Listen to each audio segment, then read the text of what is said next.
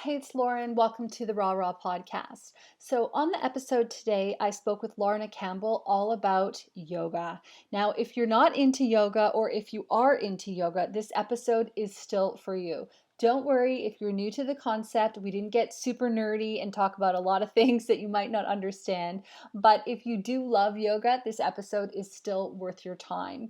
I love talking to Larna about, her role as a yoga teacher. I love the fact that she continues to learn and develop her skill set.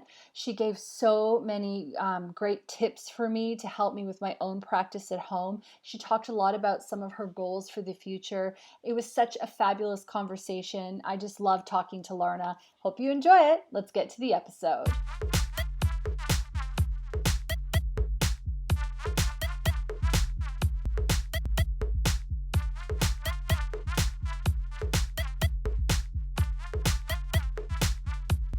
All right. Hey, I'm Lauren, and welcome to the show. My guest today is Larna Campbell, and she is a yoga instructor. She's been practicing for over 10 years, and she's experienced many benefits from yoga. Larna's mission is to help as many people as possible to be present and connect with themselves and others through yoga so that they can be their best selves and make their greatest contribution to the world. Larna has joined me to talk about all things yoga. Welcome to the show. Thank you. I'm happy to be here. I love yoga, and so I think we probably need to make a conscientious effort of not nerding out too much on here because, when you do yoga for a long time, and it's like you can talk about positions for hours and how to do the proper adjustments and things like that. But when people aren't familiar with the concept, or maybe familiar with the concept but don't practice it, it's like you're speaking a different language. Mhm. So you've been practicing yoga for 10 years, Larna. Can you tell me a little bit about how you kind of like first got interested in yoga and, how your journey evolved? Well, first of all, actually, I got into yoga through a kind of fitness, physical therapy route because I was experiencing a lot of lower back pain and lower back issues, which was affecting me quite a lot. And I was having physiotherapy for it. And the physiotherapist suggested that yoga might help because a lot of the problem with the lower back weakness was also about the core strength weakness. And so I went. Yeah. I used to go to the gym, so I went to other kinds of classes. But I started going to yoga for that really to help my lower back. And then um, through that, I went to a really great class with a really great teacher. And I discovered so much more about yoga and felt a lot more benefits from yoga apart from my lower back issue resolving. And actually, for me, now yoga is about more than just the physical exercise, but in terms of my body and my back, I'm not sure how long it took for the lower back to get better, but I haven't even felt it since saying like 9, 10 years, which is quite a big deal because I'd had a lower back issue on and off since I was a teenager. Yeah. So I've been thinking about that recently. That's good. But then I would just after the yoga class just feel really great. Even if in the morning when I got up, I thought, oh, I don't feel good or I don't want to go, I'm tired. After I'd done the yoga class, I just feel this Yeah. kind of, I don't know, just a kind of peace, I guess, or like just a good feeling. It's quite hard to put Yeah. into words. Yeah, So no, that's it's what got me true. hooked and got me going back. I saw a quote one time and it said, I really regretted going to that yoga class, said no one ever. And it's Yeah, so it's true, great. isn't it? It's like, and I almost feel Mhm. that until you actually practice it, you don't really get the Mm. the euphoria and the zen and the connection to yourself, right? I remember I met a woman on a plane once, and this is before I practiced, and I don't know how we got talking about it, but she's like, yoga is what you do when you love yourself.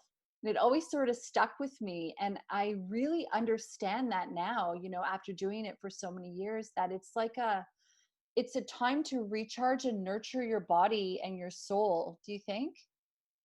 Yeah, definitely. I definitely agree. I think it's like in a way, for me, it's like a self-care Yeah. practice. Yeah. And I think I've been thinking recently about that good feeling after doing yoga for me, and thinking about just how it's like focusing on the breath. It's like body, mind, spirit, isn't it? But focusing on the breath um, really helps to connect to yourself. I don't know, to feel grounded, Yeah. to feel in your being, Yeah. to feel, I don't know, I guess in daily life there's so many distractions, things to do, busyness, and I enjoy other types of exercise and they make me feel good, and it can to a certain extent give that feeling of switching off from the business, let's say. But actually, yoga just has like so many more levels, or I don't know, it's like a much Yeah. Yeah. deeper experience of that. Yeah, I think so too. And I mean, it's kind of like, this is the way that I almost describe it. It's it's that you get put back into your body. So for me, I've had not a lot of moments, even when I do yoga, it doesn't always happen, where I actually can feel my feet, if that makes sense, and feel like you've been almost sucked back into your body, because I feel that so often for myself, I kind of almost sit above, right? Hmm. I don't actually sit within my body. And I think that, the last few months I've definitely haven't been practicing as often, but feeling in my body has always been a challenge. I remember I went to a yoga class one time and she was talking about grounding your feet. And I just said to her, I was like, girl, I cannot feel my feet like that. And she suggested I lift my toes, and that Hmm. really helped me to really get centered and grounded. So I get what you're saying. It's almost like you get put into your place and into the Hmm. moment, really.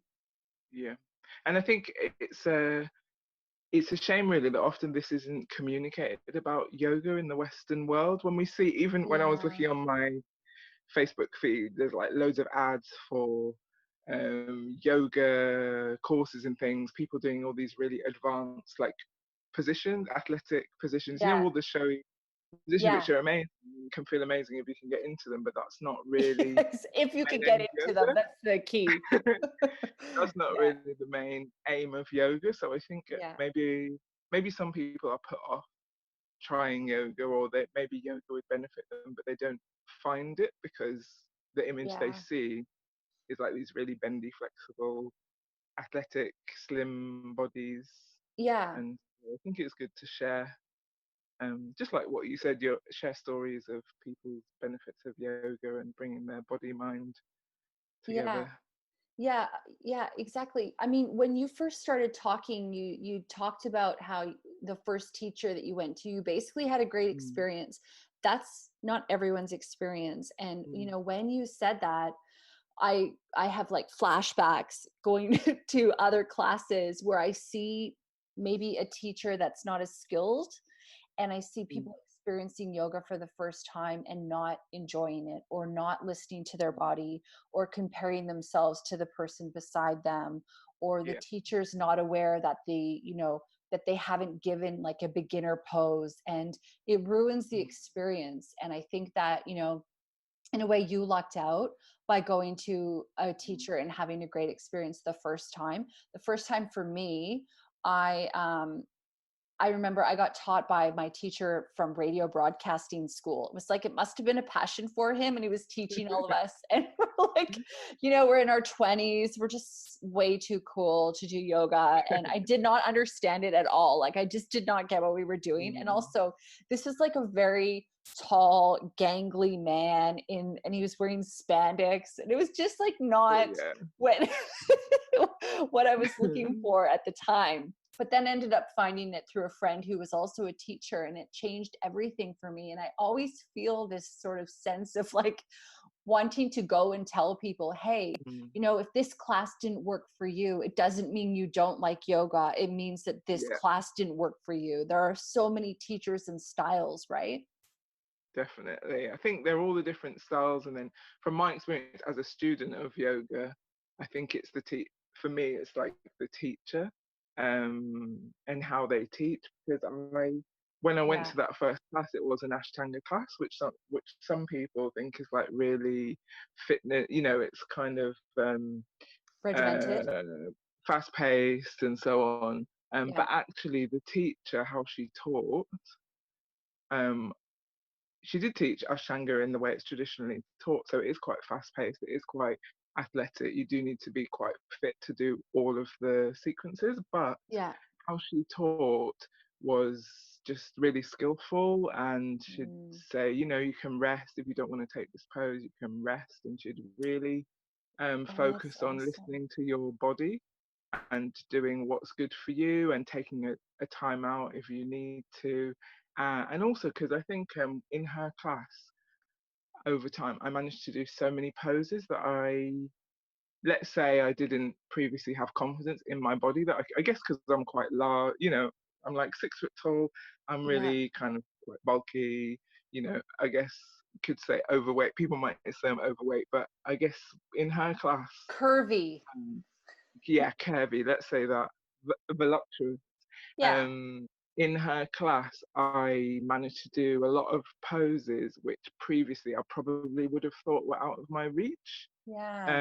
And it was just through her, I guess she had confidence in me that I could do them, and she would also, um, I don't know, just her way of teaching was great, and she did bring in some bits of yoga philosophy and things for us to think about in addition to the physical exercise. So yeah, I was definitely really lucky, like you say, and Yeah. then I've been to other really skillful teachers since, but I've also been to classes with teachers who didn't suit me, who maybe come from more of that fitness, Yeah. more of a pure fitness background, and maybe they practice yoga just for fitness, so that's how they teach it in terms of like pushing. Yeah. I guess for me it's like how exercise is taught generally. Fitness is about this kind of no pain no gain, you've really got to push yourself hard, Yeah. which for me is different to yoga, where you are pushing yourself gently, Yeah. but you're also really Lovingly. listening, yes, lovingly, Yeah. and with compassion.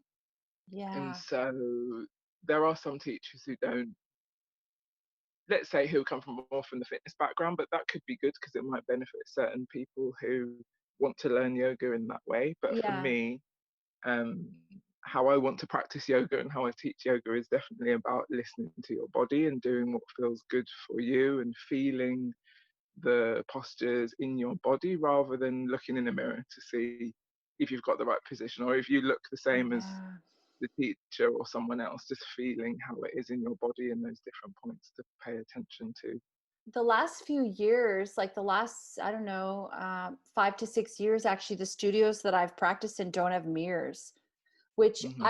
I get not having mirrors because when there are mirrors there, I do go, damn, I've got like rolls there I didn't notice before, like, right? But at the same time, it's hard to get your lines properly, Mm, positioned if you're actually wanting to improve because I don't know mm, about you, but sometimes I have a yeah, difficult time if I'm in a certain position knowing, if I'm mm, straight. yeah, yeah. Like I I think feel over straight, but time, yeah, I think over time I can feel it more in my body. But also, I guess if you're in a class, I suppose it's different if you're practicing at home or if you're in a yeah, class. The teacher can give you guidance, can't they, on whether you need to lift your arm or yeah. move your body. Yeah. I like how you're talking about, your experiences with different teachers and, having the Mm, physical, kind of style and then, having the more maybe mm, introspective type of style. I think mm, that for me on my journey, I definitely see the physical benefits of doing yoga, which I love, but for me, it's a lot about the mental. And I know that, and I always tell my partner, I'm like, if I'm ever screwed up, just tell me to go to a yoga class because my mind tends to be overactive. And so if mm, I'm ever, confused about anything when I go to a class, I don't know about you, but I just yeah, feel that everything comes together and I'm back where I'm meant mm, to be. And I like how, you're kind of talking about how really there's different teachers to suit different people and there's mm, different teachers with different personalities because we all have different yeah, personalities, right? yeah. I think I definitely Yeah. agree. Like, yeah, I love all the physical benefits and how my body feels from doing yoga, but I'm also I get active mind and I'm often thinking a lot, and so yeah, doing yoga definitely is great for mental health, emotional well-being for me. And I also now what I try and do is bring yoga more into my daily life, as well as doing like a Mm. morning yoga practice or going to a class, and maybe to do some of the breath work activities. Or if I notice my mind is really active, or I need to slow down, then maybe doing some of the breath work exercises just for a couple of minutes Yeah. during the day. Can we go back a little bit? You kind of talked a bit about, how maybe, like you're a taller woman and, Mm, you know, and like a different shape than maybe some of the people we see on Instagram doing yoga. And so yeah, am I. I'm also tall as yeah, well and curvy too. And, I think one of the things that you talked on earlier is so key because people might not think that yoga is for them based on their body or based on mm, pre-existing conditions that they have. I know of, people that I've tried to bring to yoga classes that haven't really had the mm, best experience because the teacher wasn't conducive to their mm, limitations perhaps, or maybe yeah, props weren't readily available. Do you mm, kind of do you tend to teach different ages and body types and mm. skill levels? Is that part of like, your mission as a teacher, or does that even factor in? Yeah, definitely. I think yoga's for everybody. Yeah. And when I teach, I was doing some peer teaching actually at the weekend, just for well, it was fun and nice, but so as teachers, we can give feedback on each other. And one of the things that one of the other yoga teachers said to me was she loved how I gave variations up and down for all the poses. So Oh, not that one's not better than the other, yeah. but that I would, let's say, give instructions on the pose that we're doing, and then give modifications, like you said, by using props or different things. Where if you Yeah. can't get into that, how to make yourself comfortable or what you can do, and then also if that pose is easy for you, what you can do to extend it and go deeper. So it's definitely Yeah. important for me. And I think also as a black woman, mixed heritage woman, I've been thinking a lot Yeah. recently about this, and I've been doing some work about race and cultural appropriation in yoga. And I think actually yoga classes I've been to here in Leeds, where I live, have generally been quite mixed. But then I heard a lot of stories from other people, say in London, because I'm in the UK, Yeah. um, where a lot of yoga studios is mostly like skinny white women going to the yoga class, and not Right. necessarily very welcoming for different, I guess, people with different body shapes, of different Yeah. races and so on. Um, and I have actually had one black yoga teacher who was really good before, and but since then I've been also looking online and seeing, oh, there are actually um, a lot of yoga teachers and people doing yoga around the world who look different to that stereotypical image that we see of the So skinny important. white woman. Skinny white women are welcome to come to my class, but that's Yeah. like the predominant image, isn't it, that we see on Yeah. Instagram, online. Yeah. Um, so Yeah. yeah, I think yoga's for everybody, and there are so many benefits that people can get from it. I just want to share it with as many people as possible. Yeah. And I think that, part of what you're talking about is when you're going into any kind of new environment, especially if it's new, you want to feel safe and you want to feel supported there. Yeah, definitely. You want people to feel it's interesting, isn't it? Because it's not that it's interesting, isn't it? Because in a way, it's an internal thing. You're more judgy on yourself Yeah. when you're. It's not the other people. It's not that the other people there aren't doing something to you. No, But exactly. I think like in all areas of life, it's just good to have diversity. And Yeah. um, if you're different to that kind of, I don't know, what if you're somehow different to the other people in the room, and you don't see yourself reflected, then you can feel a bit of an outsider. Or maybe maybe if Yeah. everyone else can um, do an advanced pose in that class and you can't, maybe you don't want to ask for a variate. Maybe if the teacher hasn't given you Yeah. another option, you don't want to ask, because you do also, as a teacher, I want people to feel comfortable to ask Yeah. questions and ask for variations. And um, because the yoga class is for you ultimately. It's not for the it's for you. So you Yeah. need to be able to get the most out of it. Yeah. So yeah, I think it's interesting times.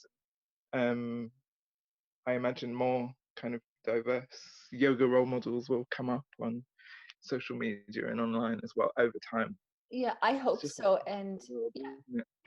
for our listener at home as well, like we're talking on July 28th, for both of us actually, on 2020, and the Black Lives Matter movement is huge and has been huge for the last month and a half or so, and it's changed, um, finally, like for the better. It's brought Yeah. things to conversation that we haven't talked about previously, and I love that.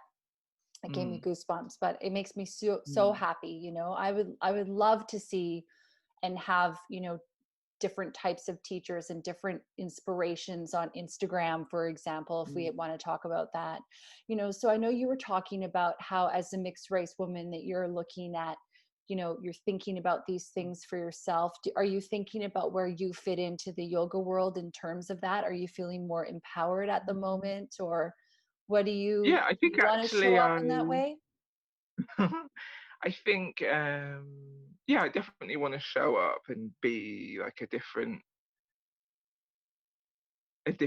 I guess it's like a different image of yoga, isn't it? But then I see, since I started looking, I see there are women who look like me who are being that already. I don't feel, I think in general, I'm quite lucky because not, it's not like I don't feel like I don't fit in, or I don't actually feel like, I don't feel really like, I don't feel like how am I going to fit into the yoga world, or I just feel like I'm me. Yeah, And that's yeah, perfect. I feel really strongly like I'm here to share yoga and help people, um, just find that, like what we said, bringing yourself into your body and being connected and Yeah. feeling good. And yeah, I suppose I feel like I'll be doing that without really thinking about how I fit with the yoga world. Yeah, exactly. You just be more authentic, or you Mm, already are authentic, obviously, but I think you might just, maybe you'll just start to take steps towards being who you want to be and who you already are. Like, being, mm, growing into like that, whatever that looks like, I guess, for you. So I know that at the moment, you're looking at your business, right? You're looking at yeah, changing a bit of your business model. You're looking at, maybe starting like an online business. Can you yeah. tell me a little bit about like what's running through your head? How do you kind of see yourself positioned in the future? Are you even thinking that far ahead yet? I'm thinking to the future at the same time as, seeing how it goes. I've just Yeah. actually been, yesterday I was editing a little video series I've made called Get Grounded and Relaxed with Yoga, because lots of Awesome. people say about feeling so relaxed after my classes, and something that lots of people say they want to get from yoga. So I thought I'll make a little free video series. So and that'll Yeah. be on my website soon. And then what I'm planning is to launch a membership, which I'm really excited about, Yes. because since COVID, 2020, like you said, there's Yeah. been the COVID lockdown and everything. I was teaching lessons on Zoom, which I really enjoyed. And I also enjoy doing yoga in my home and not Yeah. having to go somewhere. Although there are benefits from face to face, I think you can still have that interaction on the screen as well. So for Yeah. me, what I'm what I'm planning is to launch a membership. I'm planning it for the autumn. I'm going to see how it goes.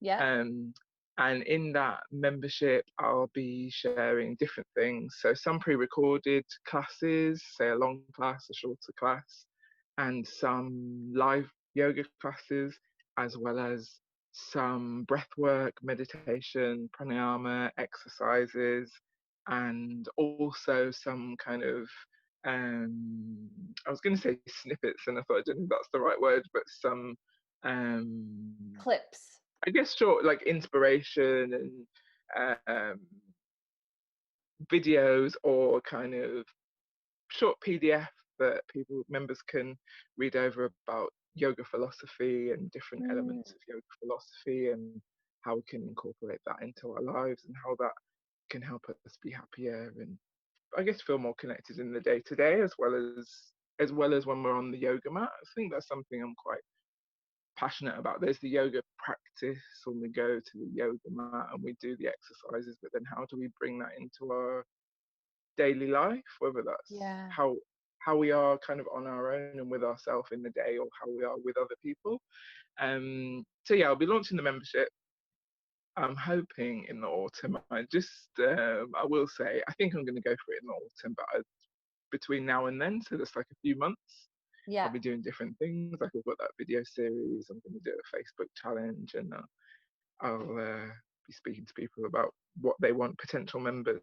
So yeah, I'm hoping to launch that's October. awesome. Watch this space kind of thing. Well, we'll definitely put a link to your website in the show notes with your video. Sometimes you just do it and you learn as you go and you evolve Mm, as you go, and but at least you're out there and you're starting, right? yeah, So, definitely. you talked earlier, Lorna, about loving to do yoga in your own home. Can I just have a little Mm, confession with you? So, I have a very difficult time and I'm very aware of my language. So, let me rephrase that. I'm working on doing my own practice in my own home. And what I mm, realized is that I got really clear with myself a couple months ago and I went, what is stopping me from actually doing my own yoga practice at home? And it was because I had my yoga mat in my car and I didn't want to go and get it. mm, mm. And I don't like practicing on another mat in another studio unless it's my own mat. Oh yeah, So then I I thought, take my own as well. yeah. So then I was like, okay, well, I need to get two mats. And then COVID hit and then I had my mat at home. So then I was actually doing my yoga practice at home. And then I discovered running and I haven't been practicing yoga nearly as much, Hmm. even though I need it a lot. So do you have any tips for people like me Mm, who understand the benefit of yoga and just yeah. seem to have a hurdle with doing their own practice? Mm. Any thoughts on that, I girl? think, yeah, I think really to think about what do you want, like, why do you want to practice yoga? Like, you obviously have said so many things, Lauren, about the benefits of yoga and how Yeah, I great it know. makes you feel. So I'd say that first of all, think about why you want to do it and connect with that. Yeah. And then how do you want to do it? So do you want to just practice once a week or do you want to have a daily practice? And if it's a daily practice, is it going to be in the morning or in the evening? How long is it going to be for? Half an hour or 5 minutes? So to think about what you want, but then also to think, is that realistic? Because, I'd love to Right. do 90 minutes of yoga every morning, but I know that's not realistic. So I just do 20 minutes. Sometimes I do longer, but Yeah. I say I'll do 20 minutes and then actually, think about what might stop you or get in the way once you've got your plan and what you're going to do about that. So, I do have a daily practice as well as going to classes. So I uh, practice 20 minutes a day, but then I do let myself off sometimes, or I do just go on the mat for 5 minutes. Sometimes because I think yoga is about being gentle to yourself, and it's Yeah. you have to work out what's good for you and what's gonna work for you. But when you were talking, I thought, what about if when you go for a run, when you get back, you just do like 10 minutes of yoga? Can you tag it on something that you're already doing? Yeah, of course. Yeah, that makes sense. Yeah. It's like I think what you just said was so obvious. I think sometimes I think I need to do an hour and that's what Mm. gets in my way. And so you're right. I don't need to do an hour. I can tack it on to an activity I'm already doing, or I can figure out what my goal is and my intention. Yeah, what you said just Mm. then was perfect. So thank you. That helped. I got it. Yeah, and You're you're right. welcome. Tacking it on to what I'm already doing Mm. makes a lot more sense because I'm already in the active zone. Yeah, but I regret doing yoga, said no one ever. So that's also true. Maybe you could write this out on your door or somewhere where you see it, Yes. or next to your bedside. So if you wanted to do yoga in the morning, you just be like, oh yeah, Oh yeah, I won't regret. Yeah, okay. Yeah, or put it on your exactly. front door so when you get back from your run, you see it, and Yeah, then you're like, perfect. That's yoga actually time. That's actually perfect. Just like anything, isn't it? It's like committing to doing it and then getting into the habit. And then once you're in the habit, it's easier. But yeah, Yeah. good to think about what you want that habit to be and what's realistic to Yeah, start I with. love that. What you want that habit to be. It doesn't need to be more than that. Like originally it was 3 to 4 times a week, got to do yoga. And then I started running 3 times a week. Then it was like, well, one day a week I'll do yoga. Yeah. Yeah. Can you talk to me a little bit about props? Because I've Mm. gone to different studios and I will say this, and for our listener at home, if this has ever happened to you, I feel for you because it took me a long time to realize this. So you know how sometimes when you go to class, Larna, and they have you like sit and breathe for a while? I Mm. struggled with that so much. And then it wasn't until I went to one of the last studios I was in where they had props. And I realized I just needed to sit on a block and that would have changed my whole experience. Definitely. I think for me, it's like I can sit. There's also the thing about sitting cross-legged. Some people can't sit comfortably cross-legged, Yeah. and sitting on the block will help that too. But yeah, for me, I also need to sit on a block. I can sit cross-legged on the floor, but then I'm putting a lot of effort in to sitting Yeah. upright. Whereas, like you say, if you just sit on a block or two blocks Yeah. or more, then you can just relax and breathe properly. Yeah, I think I don't know. I use props, but I'd say I say to people, when I'm teaching online, they're not essential. But I actually just recorded a short video about I haven't put it online yet, but I will. But it's about props, like what are they for, and what Yeah. household objects can you use instead Oh, that's if you don't have them. awesome. That's a great I idea. can when I put it online, I can send you the link. But I Yeah, think do it. for me personally, as a student, and so also I'd say when I teach, I always like to give options with props. They just make, I suppose it's about all bodies, isn't it? Because Yeah. actually, you might think, oh, if I practice yoga for 20 years, then I'll be able to do that pose, that advanced pose. But actually, not all bodies can do all poses. Maybe your arms are shorter than like the average body that can do that. Yeah. Maybe your joints slightly different. There are things that happen in our bodies. Yeah. Some, we can get more flexible. We can get deeper into poses over time. Yeah. But it's also not really the aim of yoga, and there are also some poses which might be not possible for certain bodies. And for me, using props makes those postures, those exercises possible for everyone. For example,